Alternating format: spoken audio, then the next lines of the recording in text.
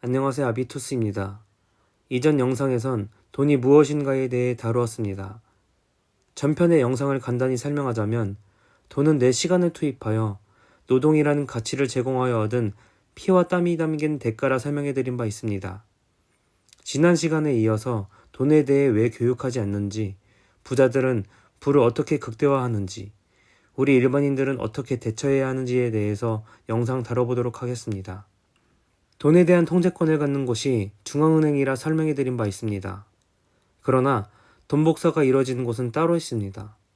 바로 은행입니다.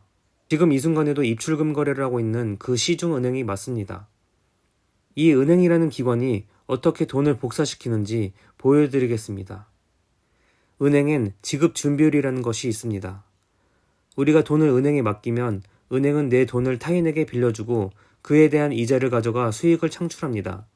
통상적으로 0에서 7%의 지급 준비율을 기준으로 두고 최소 93%, 최대로 100%에 해당하는 돈을 빌려주고 그에 대한 이자를 가져갑니다. 이게 우리가 익히 알고 있는 대출입니다. 지급 준비율을 보수적으로 10%로 가정하고 은행에 100억을 맡겼다면 10%인 10억을 제외한 90억을 은행이 빌려줍니다. 이렇게 새로 생긴 90억을 신용통화라고 부릅니다. 이로 인해 순식간에 시중에 190억이 생겨난 것입니다. 이뿐만 아니라 새로 생겨난 90억이 또 다른 은행에 맡겨지면 10%인 9억을 제외한 81억이 또다시 생겨납니다. 이 과정이 연쇄적으로 일어나 은행에 맡겨진 100억이 천문학적인 금액으로 불어나는 것입니다. 신용통화의 심각성에 대해 부연 설명을 하자면 은행에 맡긴 100억은 전산상으로 남고 지급 준비율로 인해 생겨난 90억의 돈이 다른 사람의 계좌에 생겨납니다. 은행은 계좌에 예치시켜 놓은 모든 사람에게 돈을 한 번에 지급해줄 능력이 없습니다. 지급 준비율로 인해 맡겨진 돈을 족족 빌려주거나 은행이 직접적으로 투자에 돈을 썼기 때문입니다. 이 문제는 위기 시에 적나라하게 노출됩니다.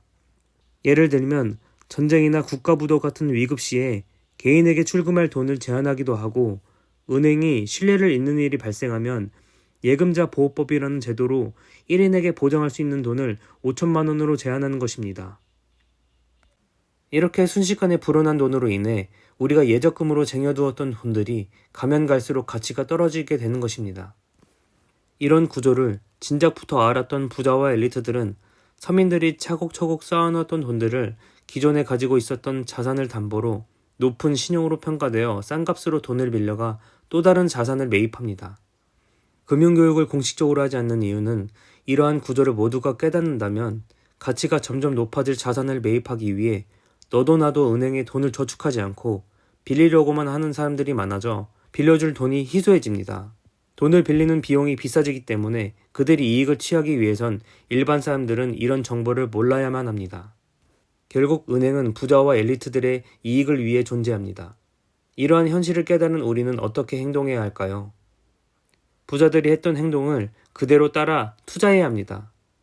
투자라기보다 돈의 가치 저장 수단을 자산의 형태로 두는 것입니다.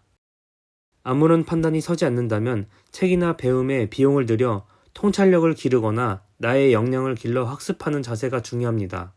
각자 주어진 상황에 따라서 주식이나 부동산, 비트코인에 비용을 투입하거나 사업을 확장하여 현금 흐름을 높이는 방법 또는 자신의 부가가치를 높여 컨텐츠 생산에 주력하는 것도 투자에 해당합니다.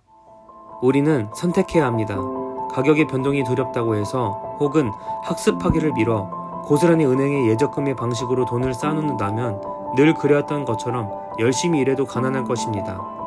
뿐만 아니라 아무런 대응을 하지 않는다면 높아만 가는 물가를 감당하기도 벅찬 삶을 살아가며 앞날에 대한 고민으로 내 시간을 착취당한 채 계속해서 고통받는 삶을 살아갈 것입니다.